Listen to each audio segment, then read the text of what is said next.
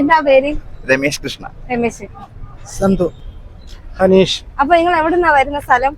ഞങ്ങള് കോഴിക്കോട്. കോഴിക്കോട്. ഞങ്ങൾ രണ്ടുപേരും. നിങ്ങൾ രണ്ട് കോഴിക്കോട്, പാലക്കാട്. അപ്പൊ അവിടുന്ന് കൊറ്റംകുളങ്ങര വരെ വരാന് അത് പറഞ്ഞാല് ഞങ്ങള് വിശ്വാസത്തിന്റെ ഭാഗമാണ്.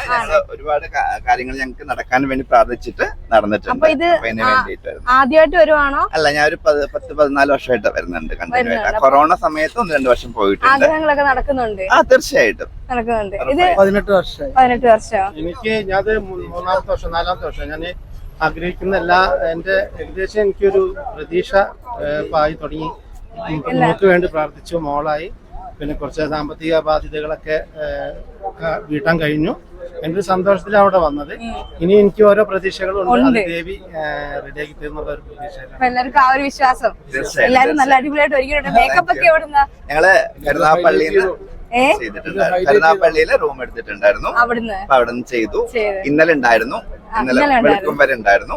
ഇന്നിപ്പോ തിരക്ക് നോക്കിയിട്ട് ബുദ്ധിമുട്ടാണെങ്കിൽ തിരിച്ചു പോകും, അല്ലെങ്കിൽ വെളുക്കും വരെ നിൽക്കണം ആഗ്രഹിക്കുന്നു.